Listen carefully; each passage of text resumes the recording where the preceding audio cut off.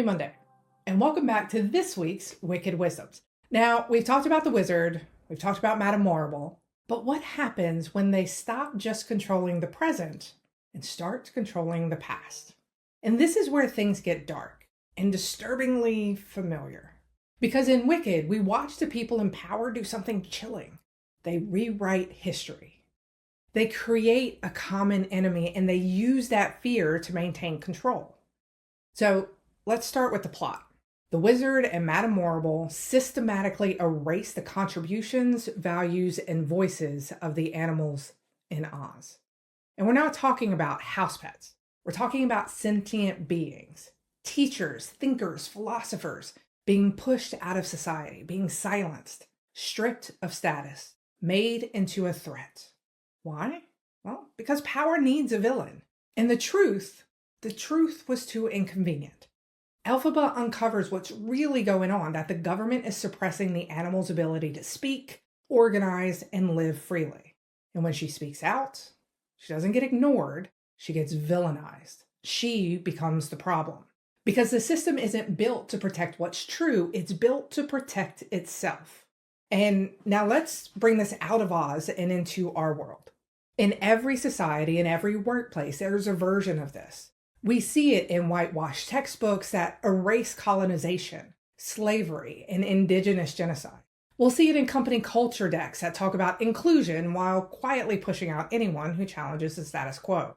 We see it in leadership narratives that promote the same 5 people over and over, telling the same story about what success looks like. When organizations feel threatened, whether it's by difference or dissent or truth, they don't always attack it directly. Sometimes they just rewrite it. Now, this is what psychologists call motivated forgetting. And we don't just forget facts, we choose what to remember and what to ignore. Institutions do this too. When a company restructures but only marginalized employees are let go, when a whistleblower raises concerns and leadership quietly erases their contributions, when someone challenges the narrative and suddenly they're not a team player. That's not history. That's public relations dressed up as memory. The wizard says one of the most revealing lines in the show. Where I'm from, we believe all sorts of things that aren't true. We call it history. And I want you to let that sink in. You see, the wizard is from the United States. If you remember that part where they have the play where Idina Menzel and Kristen Chenoweth comes out, and you have the wizard in the mist, and he's going, Omaha. He's actually saying Omaha because he's from Omaha, Nebraska. Now, he's not just making up stories, he's weaponizing belief. And it works because when people are scared, they want to believe. And the wizard even says that the best way to bring people together is to give them a common enemy. Now, that's not fantasy, that's a leadership tactic. It shows up in anti-immigrant rhetoric, anti-trans legislation, banning books, censoring curriculum, us versus them workplace mentalities between departments, ranks, or employee types. Now, it's easier to unite people with fear than it is with facts. And it's easier to lead when no one questions the past that you've handed them. But what do we do about it? As leaders, we have to take history seriously. And this means looking at who's been excluded and asking why. Listening when someone challenges the dominant narrative. Not just amplifying comfortable truths, but the inconvenient ones too. Because rewriting history doesn't just hurt the past, it reshapes the present and it limits the future. Elphaba didn't fight because she wanted attention.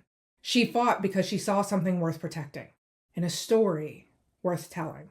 She saw how fear can be used to silence, how easy it is to turn a group into a threat just because their truth is inconvenient.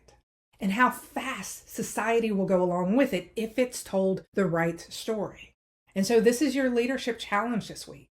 What stories are being told in your workplace? Whose version of history is being honored? And whose is being silenced? And are you using your voice to amplify truth or just echo comfort?